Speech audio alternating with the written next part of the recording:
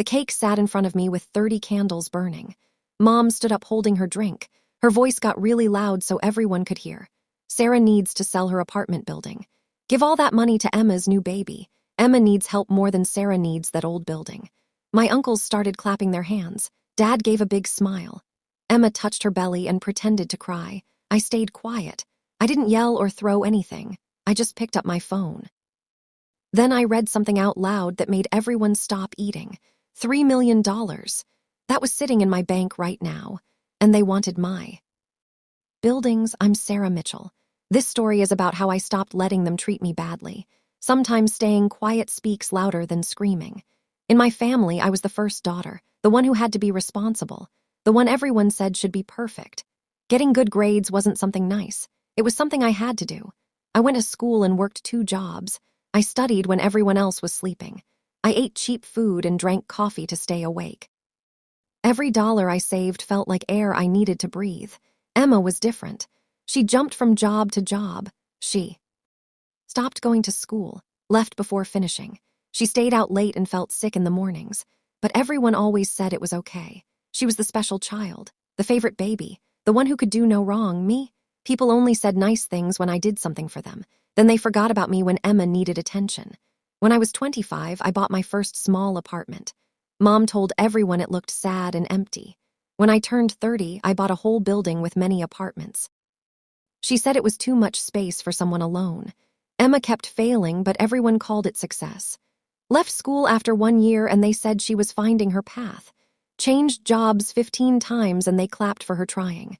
Moved back with Mom and Dad and they called her smart for saving money. Nothing I did ever mattered to them.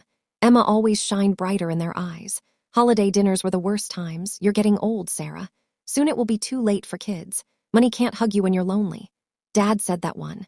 It hurt really bad because money had saved my life. Money meant I could buy food and books and survive. While Emma ate dinners that Dad paid for. She bought new clothes all the time. I wore the same winter coat for 5 years. Every good thing I did was called luck. Every bad thing Emma did was called fate. That night at my birthday dinner, nothing was different. I was still the bad daughter, the woman who had too much, the one who should give everything away. But something inside me broke. This time I wouldn't let them push me around anymore. After that night, the quiet feeling inside got stronger. I stopped trying to make them love me. But deep inside, I still felt hurt. It's hard to forget being ignored for so long. I kept working really hard. 12 hours every single day managing my buildings. Rent money coming in, fixing things, talking to people who lived there. These things made sense. Different from family, they followed rules. At least with buildings and money, hard work meant good results. So I put all my energy into it. I got better jobs, one after another. People at work clapped for me. My business partner smiled. But when everyone stopped clapping, I felt alone again. Nobody at home asking how my day went. Nobody saying I'm proud of you. Emma always found ways to hurt me. You'll die with nobody caring about you in that building. She said that once with a mean smile. I laughed, but it cut deep inside because part of me was scared she was right. Nights felt really long in my big empty apartment. I sat on my couch eating food from restaurants, drank juice and looked at my phone like a ghost watching others live. Pictures of new bobbies, wedding parties, families on vacation. And me, just quiet, the forgotten daughter, the successful mistake. Sometimes I thought maybe I was cursed. Maybe no matter how hard I worked, it would never be enough. Because in my family's eyes, Emma's mistakes mattered more than all my wins. Every time she fell down, they expected me to catch her. Every time I flew high, they cut my wings off. But I didn't stop. I couldn't stop.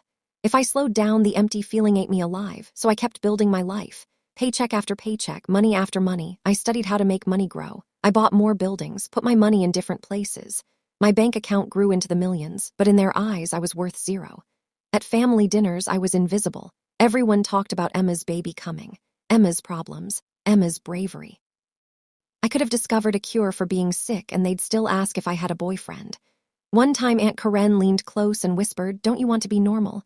Normal. Like being ordinary was better than being free. Like my hard work was something bad." I smiled and swallowed the angry words. Then I went to wash dishes while Emma slept on the couch. Years went by like that. I learned to be patient. To keep my mouth shut. I let them think I wasn't important. Let them call me cold. because somewhere inside I was waiting for the moment I could stand up tall, waiting for the day they would finally see the truth. Not because I needed them to love me, but because I wanted proof. Proof that surviving their mean treatment wasn't for nothing. And when that moment finally happened, it was sharper, louder, and more shocking than I ever imagined. The birthday surprise attack was only the start. The room was full of fake happiness. Forks hitting plates, cups half full of soda. Then Mom stood up. Her voice got really loud over everyone talking. "We all talked about it," she said, looking at everyone. "You need to sell your apartment building. Give that money to your sister for the baby. She needs it way more than you do." My uncles clapped like silly seals. Dad smiled big and proud. Emma touched her eyes with a tissue, pretending tears were falling. I froze with my fork in my hand. They really thought I would give away my buildings. The buildings I worked so hard for. The buildings I built with my own sweat and tears. Emma leaned toward me, her voice shaking. "That's so kind of you, Sarah. I knew you would help me." Her words were like knives covered in honey. Something inside me broke, but not loud or messy, cold like ice. I picked up my drink slowly, took a sip, let them wait, then I grabbed my phone. "You want me to sell my buildings?" My voice was calm, almost like I thought it was funny. "Yes," Mom said strongly. "Family helps family. Family helps family," I said back quietly. "That's interesting." My thumb moved across the screen. "Let me show you all something." I opened the email from my bank. It came earlier today and seemed boring then. Now it was a weapon. "Dear Miss Mitchell," I read out loud. "We want to tell you something important." The room got quiet. Everyone stared at me. "Your total money with us is now over $3 million. I let those words float in the air. Every fork dropped on plates. Every smile disappeared. Emma's mouth hung open wide. Her husband tried to count in his head but looked confused. Mom's face turned white like paper. Dad blinked like he heard wrong. "That's how much money I have. And that's not even counting these buildings." I put my phone down slowly. "You want me to sell my buildings worth $500,000 and give you SCRAPS while I'm sitting on millions?" Nobody said anything. The air felt heavy and uncomfortable. My cousin Jessica made a squeaky sound. $3 million. How? I worked hard. I saved every penny. I was smart with my money. While you all made fun of my choices, I laughed, but it wasn't a happy laugh. You think I don't know what struggle feels like? I ate rice and nothing else. I wore the same old coat 5 winters, while Emma used Dad's credit card at fancy restaurants. Emma's voice was shaking. "You don't understand what it's like. I'm struggling right now." "No," I interrupted her. "You make bad choices. And now you want me to pay for them." I leaned forward and looked at everyone at the table. "You never asked for help nicely. You demanded everything. You tried to embarrass me in my own house on my birthday." I stood up and my chair made a loud scraping sound. My chest felt full of years and years of anger I kept inside. Their eyes looked away from mine. They felt guilty and scared. "This party is done. Leave my house now." I didn't yell. I didn't beg them to understand. I just ended it. They came for my buildings. Instead, they left knowing the truth about me. The messages didn't stop coming.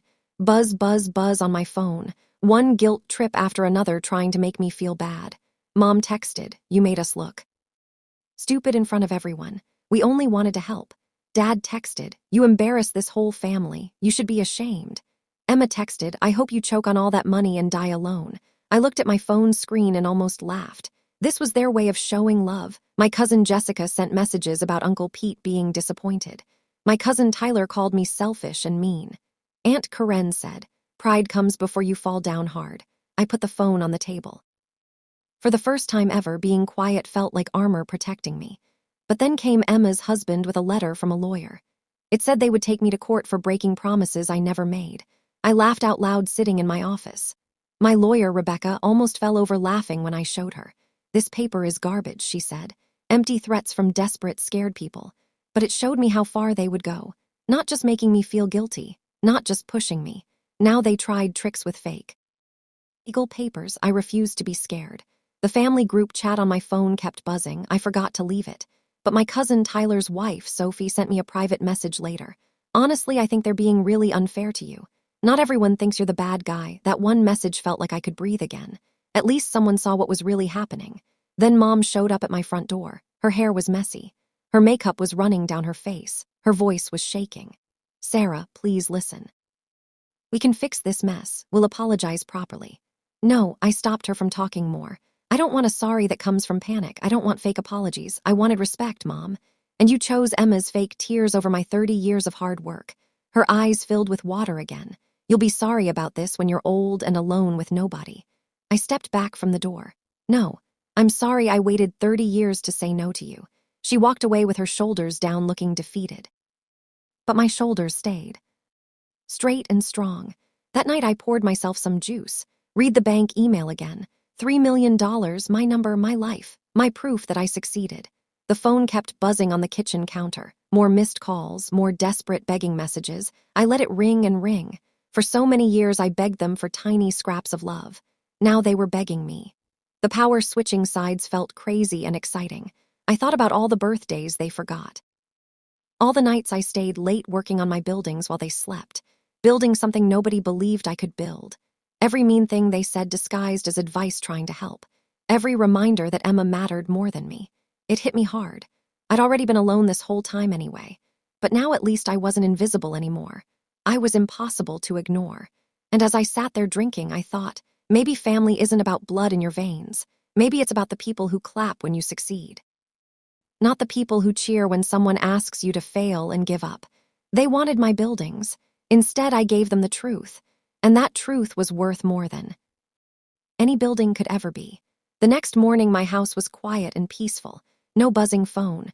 No guilt seeping through the walls, just sunlight coming through my windows into the living room. I sat at the same table where everything had exploded the night before, where my mother demanded I give everything away. My uncles cheered like fools. My sister pretended to cry. And I realized something important. I didn't lose my family that night. I lost the fake idea of having one. The truth is they never celebrated me or my success. They only tolerated me when I was useful to them, ignored me when I wasn't. And that's not real family. Real family shows up on your birthday to celebrate you. Real family asks about your dreams and hopes. Real family doesn't measure your worth by what you can hand over to them. I used to think making boundaries and rules was being mean. That saying no made me selfish and bad, but it's actually survival and it's freedom. Because here's what happened after everything. I built my own circle of people. Friends who remember the small things that matter. Business partners who respect my hard work. People who clap and cheer when I do well. Neighbors who check on me without being asked. Who bring me soup when I feel sick. Who remember my cat's name. That's family too. Real chosen family. And Emma, she'll have to build her own life now. Her baby will grow up learning an important lesson. That not everyone gets saved from their mistakes. Some lessons hurt really bad, but they're necessary for growing up. I'm not her safety net to catch her. I'm not their piggy bank to break open. I'm not the villain in their story anymore. I'm the author writing MY's story, page by page, choice by choice, without begging anyone for permission. And maybe someday I'll sit at a birthday table surrounded by people who chose me, not because they had to, but because of real love. We'll eat cake and laugh together. Nobody counting favors they did. Nobody keeping score of who owes what. So if you've ever felt invisible and ignored, if you've been told you're selfish just for protecting what you earned with hard work, you're not alone in this. Have you ever faced something like this in your life? Tell me your story in the comments below. Sometimes the greatest gift you can give yourself isn't money or things. It's the strength to finally walk away from people who hurt you. Before I finish this story, I want to say something. If this story touched your heart and made you feel something, please give it a thumbs up and share it with someone who needs to hear this message today. Don't forget to subscribe to Iron Revenge for more true stories about family betrayal that remind us we are stronger than we think. You have more power inside you than you know. The quiet inside my home now feels different. It's not lonely quiet. It's peaceful quiet. The kind that comes after a storm passes. My phone still gets messages sometimes. But now I choose which ones to answer. I choose who gets my time and energy. That power of choice, it's worth more than $3 million. Some mornings I wake up and make coffee, look out my window at the city, watch people rushing to work and school, and I feel grateful, not bitter, not angry, just free. Because freedom isn't about having money. It's about not being controlled by people who don't value you. I've started doing things I always wanted to do. Painting classes on Tuesday nights. Volunteering at the animal shelter on Saturdays. Taking walks in the park without rushing anywhere. These simple things make me happy. Happier than any family dinner ever did. Last week I met a woman named Grace at the shelter. She's 70 years old and volunteers every day. We talked while feeding the cats. She told me her family stopped talking to her 20 years ago because she wouldn't give them her inheritance money. But you seem so happy, I said to her. She smiled big. Because I am. I chose peace over people who only wanted my wallet. Her words stayed with me for days. I thought about all the years I wasted trying to earn love from people who couldn't give it. All the nights I cried wondering what was wrong with me. Nothing was wrong with me. I was just planting seeds in concrete, expecting flowers to grow where nothing could grow. The truth is some people will never see your worth, not because you lack worth, but because they refuse to. Look, they're too busy focused on what they can take from you. And once you realize that, once you really understand that deep in your bones, you stop performing for an audience that will never applaud. You find new audiences, better ones. I've made friends in my building now. Mrs. Chen on the 3rd floor brings me dumplings. Marcus in apartment 12 helps me fix things. Little Amy on the 1st floor draws me pictures. These people don't know about my millions. They don't care about my bank account. They like me for me. That's what real connection feels like. Emma had her baby 3 months ago. I know because Mom still tries to send me photos, trying to make me feel guilty for not being there. But I don't feel guilty anymore. I feel relief. Relief that I'm not trapped in that cycle anymore. The cycle of give and give and give until you have nothing left, then get blamed for having nothing to give. I heard through my cousin Sophie that Emma's husband lost his job, that they're struggling to pay rent. Part of me felt sad hearing that, not because I want to help, but because I know what's coming next. More demands, more guilt trips, more people saying Sarah has money so Sarah should save everyone. But here's what they don't understand. My money represents years of sacrifice. Years of eating cheap food while they ate steak. Years of working while they played. Years of being ignored while I built something from nothing. This money is my security blanket, my proof that hard work matters, my shield against ever being powerless again. And I won't apologize for protecting it. I won't apologize for saying no. I won't apologize for choosing myself for once in my life. Society teaches women to be givers, to sacrifice, to put everyone else first, to shrink ourselves so others can shine. But what happens to women who give everything away? They end up empty, used up, resentful, and still nobody thanks them. Still nobody values them. I refuse to be that woman. I refuse to set myself on fire to keep others warm, especially people who wouldn't give me a glass of water if I was burning. That's not cruelty. That's self-preservation. That's wisdom. That's love for myself that I should have had 30 years ago. My therapist told me something powerful last month. She said, "You can't pour from an empty cup. You spent your whole life pouring for people who punched holes in your cup. Now you're finally filling it back up. And they're angry because they can't drink from it anymore." Those words made me cry, happy tears this time, because she was right. I was empty for so long, running on fumes, desperate for validation that never came. Now I'm full again, full of peace, full of purpose, full of possibility. And yes, sometimes I still feel lonely. Sometimes I wonder if I made the right choice. Sometimes I miss the idea of family, even if the reality was toxic. But then I remember that birthday night, the way they all looked at me with greedy eyes, like I was a bank they could rob instead of a person who deserved love. And I know I made the right choice. I know that walking away saved my life, saved my sanity, saved my soul. I'm building a life now based on mutual respect, based on genuine care, based on people showing up for me the way I showed up for them. It's a smaller circle, but it's a real one. Quality over quantity, depth over width, truth over performance. And in this new life, I've discovered something beautiful. I've discovered that I actually like myself. I like the woman I've become through all this pain. I like my strength, my resilience, my refusal to be a doormat anymore. I like that I can look in the mirror and feel proud. Proud of surviving, proud of thriving, proud of building a life that nobody handed to me. This is my revolution. My quiet rebellion against a family system that tried to crush me. And every day I choose myself is another day I win. Every boundary I hold is a victory. Every no I say is freedom. The apartment buildings I own now house 20 families. Good families who pay rent on time and take care of their homes. I've become a good landlord because I remember what it's like to struggle. I remember what it's like to need help. So I'm fair with my tenants. I fix things quickly. I don't raise rent every year just because I can. And you know what? My tenants appreciate me. They send me thank you cards during holidays. They recommend their friends to rent from me. They treat me with the respect my own family never did. That irony isn't lost on me.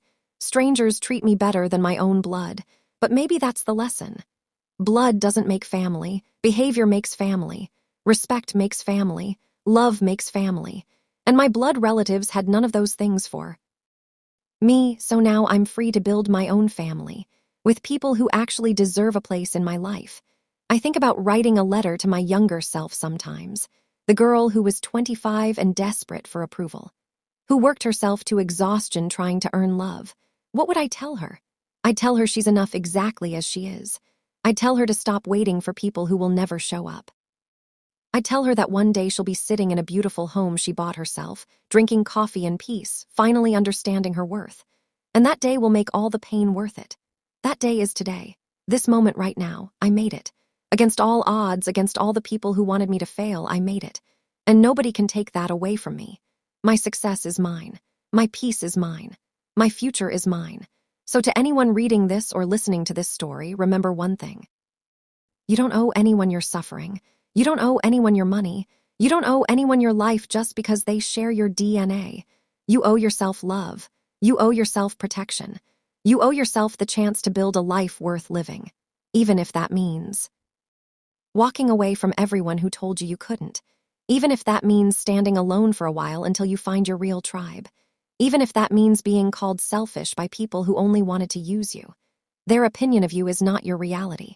Your bank account is not your worth. Your boundaries are not cruelty. They are survival. And surviving people who tried to break you is the greatest revenge of all, not because you hurt them back, but because you refuse to let them hurt you anymore. Because you chose yourself when nobody else would. Because you built a life so beautiful that their absence doesn't even leave a hole. So here I am, 30 years old, $3 million in the bank, apartment buildings with my name on them, and finally at peace. The fork dropped at that birthday table, but I picked myself up, and I'm never putting myself down again. Thank you for listening to my story. If it helped you even a little bit, that makes sharing it worth everything. Remember, you are stronger than anyone who tries to make you small. Don't forget to like, share, and subscribe to Iron Revenge for more stories of people who chose themselves. Until next time, stay strong.